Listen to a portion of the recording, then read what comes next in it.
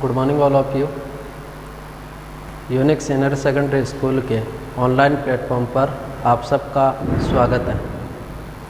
अपन discuss कर रहे थे चैप्टर 3 फोटोइलेक्ट्रिक इफेक्ट, और फोटोइलेक्ट्रिक इफेक्ट में अपन पढ़ रहे थे लेनार्ड एवं मिलिकन का प्रयोग। तो लेनार्ड एवं मिलिकन के प्रयोग में अपन पढ़ रहे थे कि प्रकाश विद्युत धारा 3 राशियों पर निर्भर करती है। पहला तो अपन पढ़ रहे थे आपतित प्रकाश की तीव्रता पर, दूसरा अपन पढ़ रहे थे दोनों प्लेटों के मध्य विभवांतर पर, और तीसरा केस अपन पढ़ेंगे आपतित प्रकाश की आवृत्ति पर। तो दूसरा पॉइंट अपन डिस्कस कर रहे थे प्रीवियस वीडियो में। अपन ने अब निर्वातित कांच की पट्टिका के दोनों प्लेटों के मध्य दो तरीके का विभवांतर होता है, या तो धनात्मक या ऋणात्मक। तो पहला केस अपन ने पढ़ लिया था धनात्मक विभवांतर का। अब दूसरा केस अपन ले रहे हैं ऋणात्मक विभवांतर का। इसमें एक इम्पोर्टेंट डेफिनेशन आएगी निरोधी विभव या अंतक विभव। इसको निरोधी विभव भी बोलते हैं और अपन कौन सा विभव भी बोलते हैं, अंतक। तो वो पॉइंट अपना इम्पोर्टेंट रहेगा। तो दूसरा केस अपन पढ़ रहे हैं प्रकाश विद्युत धारा की, प्रकाश विद्युत धारा की दोनों प्लेटों के मध्य, दोनों प्लेटों के मध्य विभवांतर पर निर्भरता। प्रकाश विद्युत धारा की दोनों प्लेटों के मध्य विभवांतर पर निर्भरता, जिसमें अपन ने एक केस पढ़ लिया था धनात्मक विभवांतर का, और केस सेकंड इसमें अपन दूसरा केस डिस्कस कर रहे हैं नेगेटिव पोटेंशियल डिफरेंस या ऋणात्मक विभवांतर। तो प्रकाश विद्युत धारा की अपन ऋणात्मक विभवांतर पर निर्भरता को समझ रहे हैं। लेनार्ड और मिलिकन के प्रयोग में मैंने आपको बताया कि एक निर्वातित कांच की नलिका, और इस निर्वातित कांच की नलिका में दो धातु की प्लेटें। एक तो अपन ने पढ़ी थी प्लेट सी, और एक बेलनाकार छड़ के रूप में होती है प्लेट ए। और प्लेट सी है, इस प्लेट सी पर किस पदार्थ का लेप किया हुआ होता है? प्रकाश सुग्राही पदार्थ का लेप किया हुआ होता है। जिस प्लेट पर अपन प्रकाश आपतित करते हैं प्लेट सी पर, इस प्लेट सी पर आपको बता रहा हूँ कि फोटोसेंसिटिव मटेरियल या किसका लेप किया हुआ होता है? प्रकाश सुग्राही पदार्थ का लेप किया हुआ होता है, फोटोसेंसिटिव मटेरियल का लेप किया हुआ होता है। और इस दोनों प्लेटों के मध्य एक दिक् परिवर्तक जुड़ा रहता है। इन दोनों प्लेटों के मध्य एक जुड़ा रहता है कम्यूटेटर, दिक् परिवर्तक। अब अपन ने यह बताया था कि दिक् परिवर्तक एक ऐसी युक्ति होती है जिसकी सहायता से प्लेट सी तथा प्लेट ए को इच्छा अनुसार अपन क्या प्रदान कर सकते हैं? धन विभव तथा ऋण विभव। तो इस दिक् परिवर्तक की सहायता से अपन प्लेट सी और प्लेट ए को इच्छा अनुसार क्या प्रदान कर सकते हैं? धन विभव तथा ऋण विभव। जब दिक् परिवर्तक की सहायता से प्लेट ए को ऋण विभव तथा प्लेट सी को धन विभव प्रदान करते हैं, तो दोनों प्लेटों के मध्य विभवांतर होता है वो कैसा? ऋणात्मक। और दिक् परिवर्तक की सहायता से प्लेट ए को धन विभव तथा प्लेट सी को ऋण विभव प्रदान करते हैं, तो दोनों प्लेटों के मध्य विभवांतर कैसा? धनात्मक। लेकिन अपन केस पढ़ रहे हैं किस विभवांतर का? ऋणात्मक। तो जब दिक् परिवर्तक की सहायता से प्लेट ए को ऋण विभव तथा प्लेट सी को धन विभव प्रदान करते हैं, तो दोनों प्लेटों के मध्य विभवांतर आपका कैसा विभवांतर होता है? ऋणात्मक। इस ऋणात्मक विभवांतर की स्थिति में जब इस प्लेट सी पर नियत आवर्ती और नियत तीव्रता का प्रावैंगिक प्रकाश आपतित करते हैं, तो इस ऋणात्मक विभवांतर की स्थिति में जब इस प्लेट सी पर नियत आवर्ती व नियत तीव्रता का परावैंगनी प्रकाश आपतित करते हैं तो प्रकाश विद्युत प्रभाव के कारण प्लेट सी से किसका उत्सर्जन होता है? इलेक्ट्रॉन।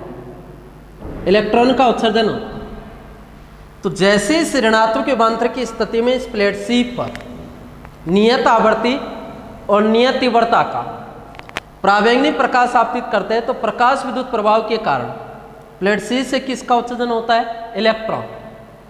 अब इलेक्ट्रॉन पर भी देखो कैसा चार्ज है? नेगेटिव। और प्लेट ए पर भी कैसा चार्ज है? नेगेटिव। तो प्लेट ए पर नेगेटिव चार्ज होने के कारण और इलेक्ट्रॉन पर भी नेगेटिव चार्ज होने के कारण प्लेट ए इलेक्ट्रॉनों को प्रतिकर्षित करती है, जबकि धनात्मक विभवांतर के केस में प्लेट ए पर चार्ज कैसा था? पॉजिटिव।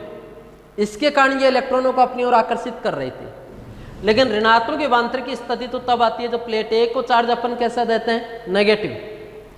तो जैसे ही इस ऋणात्मक विभवांतर की स्थिति में इस प्लेट सी पर नियत आवर्ती और नियत तीव्रता का प्रकाश आपतित करता है तो प्रकाश विद्युत प्रभाव के कारण प्लेट सी से इलेक्ट्रॉनों का उत्सर्जन होता है। लेकिन इलेक्ट्रॉन पर भी नेगेटिव चार्ज है और प्लेट ए पर भी कैसा चार्ज है? नेगेटिव। और नेगेटिव चार्ज होने के कारण प्लेट ए इन इलेक्ट्रॉनों को रिपल करती है। रिपल करने का मतलब इन इलेक्ट्रॉनों को क्या करती है? प्रतिकर्षित। और इलेक्ट्रॉनों को प्रतिकर्षित करती है जिसके कारण इलेक्ट्रॉन किसकी ओर गति नहीं करते? प्लेट ए की ओर। और परिपथ में क्या नहीं उत्पन्न होती? धारा। लेकिन जैसे इस प्लेट सी पर अपन नियत आवर्ती और नियत तीव्रता का प्रकाश आपतित करते हैं तो प्रकाश विद्युत प्रभाव के कारण प्लेट सी से इलेक्ट्रॉन तो उत्सर्जित होते हैं और उत्सर्जित इलेक्ट्रॉन प्लेट ए के द्वारा प्रतिकर्षित होते हैं, क्योंकि इलेक्ट्रॉन पर भी नेगेटिव चार्ज है और प्लेट ए पर भी कैसा चार्ज है? नेगेटिव। और प्लेट ए पर नेगेटिव चार्ज होने के कारण प्लेट ए इन इलेक्ट्रॉनों को आकर्षित न करके इन इलेक्ट्रॉनों को क्या करती है? प्रतिकर्षित। और प्रतिकर्षित करने के कारण ये इलेक्ट्रॉन किसकी ओर गति नहीं करते? प्लेट ए की ओर।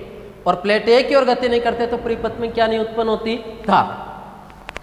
लेकिन इस प्लेट सी से उत्सर्जित जितने भी इलेक्ट्रॉन हैं वो सारे के सारे इलेक्ट्रॉन तो प्लेट ए की ओर नहीं जाते, लेकिन इसमें से कुछ इलेक्ट्रॉन ऐसे होते हैं जिनकी गतिज ऊर्जा क्या होती है? ज्यादा। उच्च ऊर्जा के इलेक्ट्रॉन होते हैं, है ना। उच्च गतिज ऊर्जा के कुछ इलेक्ट्रॉन हैं जिनकी गतिज ऊर्जा ज्यादा है। तो प्लेट ए इन इलेक्ट्रॉनों को प्रतिकर्षित करती है, लेकिन प्लेट सी से उत्सर्जित कुछ इलेक्ट्रॉन जिनकी गतिज ऊर्जा का मान ज्यादा है, तो ये उच्च गतिज ऊर्जा के जो इलेक्ट्रॉन है वो प्लेट ए के द्वारा लगने वाले प्रतिकर्षण बल को पार करके भी प्लेट सी से किस पर पहुंच जाते हैं? प्लेट ए पर। तथा परिपथ में धारा उत्पन्न होती है जिस धारा को अपन बोलते हैं कौन सी धारा? प्रकाश विद्युत धारा। और इस प्रकाश विद्युत धारा या फोटोइलेक्ट्रिक करंट का मापन किसकी सहायता से कर लिया जाता है? Micro ammeter. तो ऋणात्मक विभवांतर की स्थिति में जब प्लेट सी पर नियत आवर्ती और नियत तीव्रता का प्रकाश आपतित किया जाता है तो प्रकाश विद्युत प्रभाव के कारण प्लेट सी से इलेक्ट्रॉन उत्सर्जित होते हैं, लेकिन वो प्लेट ए के द्वारा प्रतिकर्षित होते हैं, क्योंकि प्लेट ए का भी कैसा चार्ज? नेगेटिव। और इलेक्ट्रॉन का भी कैसा चार्ज? नेगेटिव। तो नेगेटिव पोटेंशियल होने के कारण या प्लेट ए का ऋण विभव होने के कारण प्लेट ए इलेक्ट्रॉनों को क्या करती है? प्रतिकर्षित। लेकिन प्लेट सी से कुछ उच्च गतिज ऊर्जा के इलेक्ट्रॉन प्लेट ए के द्वारा लगने वाले प्रतिकर्षण बल को पार करके भी प्लेट सी से किस पर पहुंच जाते हैं? प्लेट ए पर। तथा परिपथ में बहुत ही कम धारा उत्पन्न होती है, अति अल्प धारा उत्पन्न होती है, जिस धारा को अपन बोलते हैं प्रकाश विद्युत धारा। और इस प्रकाश विद्युत धारा का मापन किसकी सहायता से कर लिया जाता है? Micro ammeter. तो अति अल्प धारा उत्पन्न होती है जिसे अपन प्रकाश विद्युत धारा कहते हैं, और इस प्रकाश विद्युत धारा का मापन किसकी सहायता से कर दिया जाता है? Micro ammeter. अब लेनार्ड और मिलिकन क्या करते हैं कि लेनार्ड और मिलिकन इस प्लेट सी पर, तो लेनार्ड और मिलिकन ये करते हैं कि प्लेट सी पर आपतित प्रकाश की आवर्ती व तीव्रता को नियत रखकर इस प्लेट सी पर आपतित प्रकाश की आवर्ती और तीव्रता में कोई भी परिवर्तन नहीं करते। तो लेनार्ड और मिलिकन इस प्लेट सी पर आपतित प्रकाश की आवर्ती और तीव्रता को नियत रखकर विभव विभाजक की सहायता से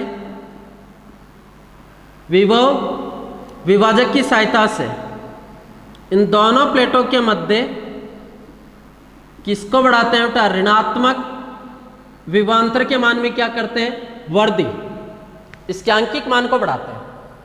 तो जैसे लेनार्ड और मिलिकन अपने एक्सपेरिमेंट में ये देखते हैं कि प्लेट सी पर आपतित प्रकाश की आवृत्ति और तीव्रता को अपरिवर्तित रखकर इनमें कोई भी परिवर्तन नहीं करते, और प्लेट सी पर आपतित प्रकाश की आवृत्ति और तीव्रता को नियत रखकर विभव भाजक की सहायता से दोनों प्लेटों के मध्य ऋणात्मक विभवांतर के आंकिक मान में क्या करते हैं? वृद्धि। तो जैसे जैसे वो इस ऋणात्मक विभवांतर के आंकिक मान में वृद्धि करते हैं तो प्रकाश विद्युत धारा का मान क्या होने लग जाता है? कम। तो जैसे ये लेनार्ड और मिलिकन इस प्लेट सी पर आपतित प्रकाश की आवृत्ति और तीव्रता को नियत रखकर विभव भाजक की सहायता से जब दोनों प्लेटों के मध्य ऋणात्मक विभवांतर के आंकिक मान में वृद्धि करते हैं तो अपने एक्सपेरिमेंट में ये देखते हैं कि जैसे जैसे ऋणात्मक विभवांतर को बढ़ाते हैं तो प्रकाश विद्युत धारा का मान क्या होने लग जाता है? कम। जबकि धनात्मक विभवांतर के केस में मैंने ये बताया कि जैसे धनात्मक विभवांतर को बढ़ाया जाता है तो प्रकाश विद्युत धारा के मान में भी क्या होती है? वृद्धि।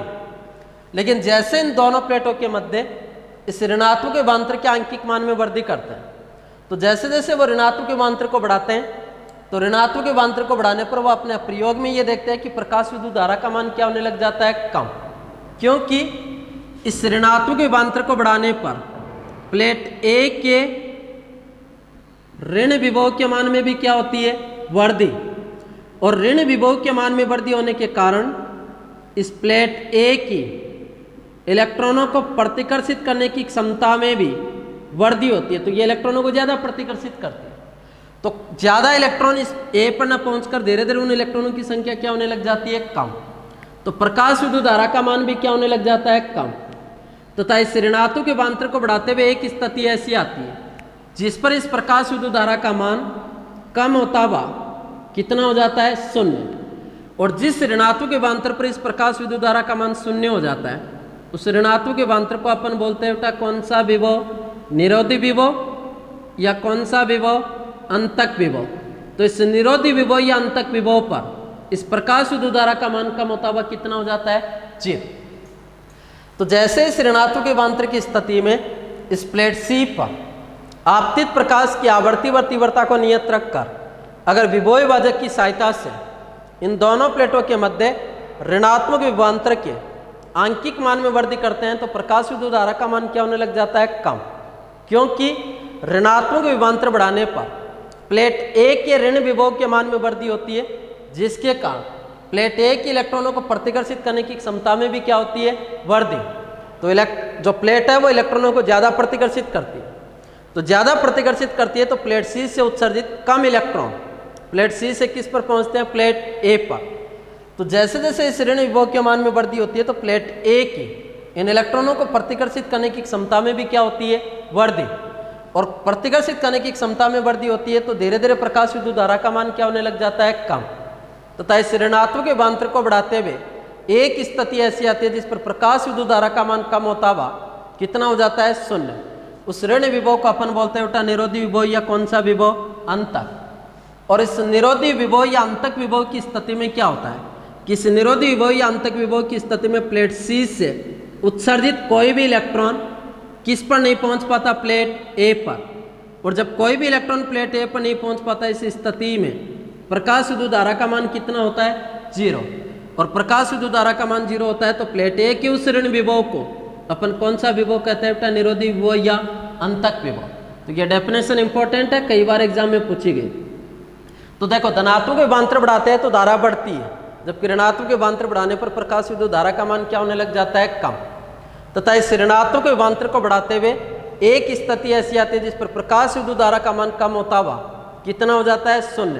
उस ऋण विभव को अपन बोलते हैं बेटा कौन सा विभव? निरोधी विभव या अंतक विभव। और इस निरोधी विभव या अंतक विभव की स्थिति में क्या होता है कि प्लेट सी से उत्सर्जित कोई भी इलेक्ट्रॉन किस पर नहीं पहुंच पाता? प्लेट ए पर। तथा प्रकाश विद्युत धारा का मान कितना होता है? 0। तो निरोधी विभव या अंतक विभव अपन किसे बोलते हैं कि प्लेट सी के सापेक्ष प्लेट ए का वह ऋण विभव जिस पर प्लेट सी का कोई भी इलेक्ट्रॉन किस पर नहीं पहुंच पाता? प्लेट ए पर। तथा प्रकाश विद्युत धारा का मान कितना होता है? 0। उस ऋण विभव को अपन कौन सा विभव बोलते हैं बेटा? निरोधी विभव। या कौन सा विभव? अंतक। तो निरोधी विभव या अंतक विभव अपन किसे कहते हैं?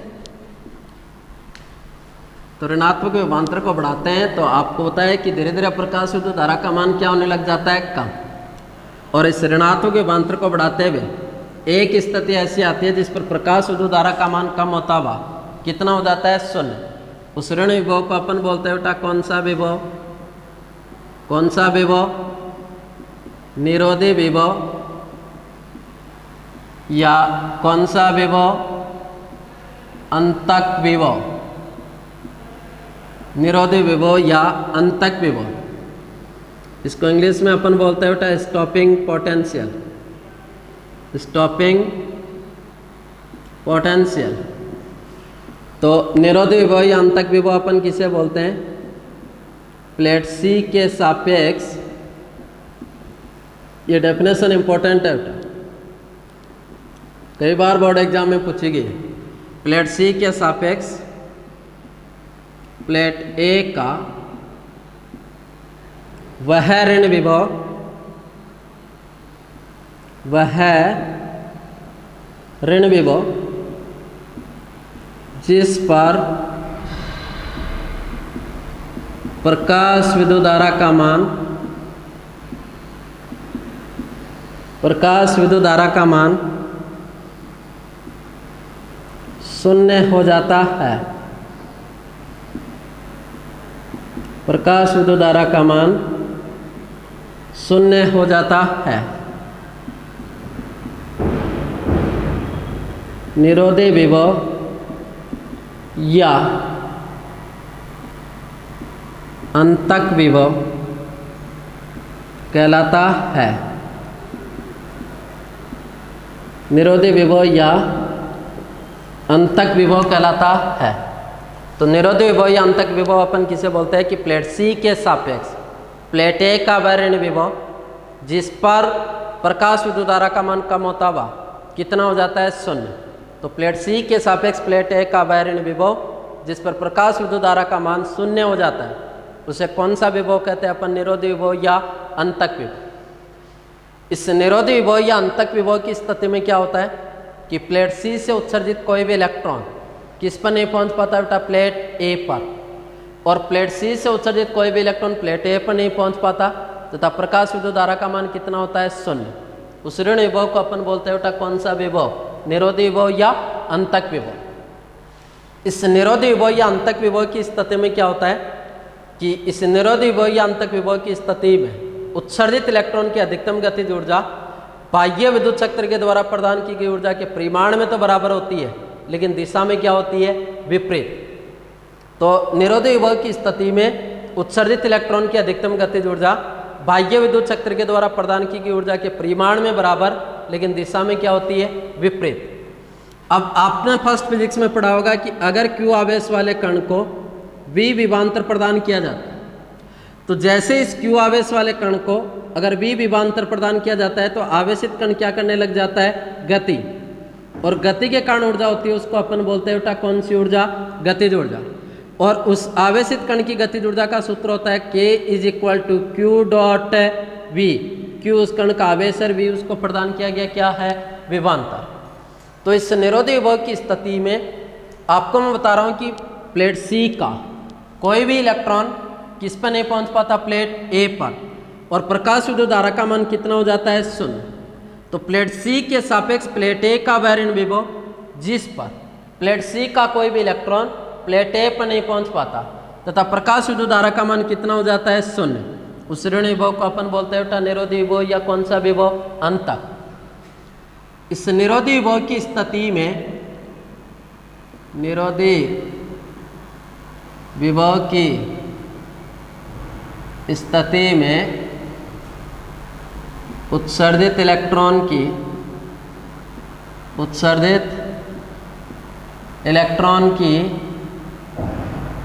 अधिकतम गतिज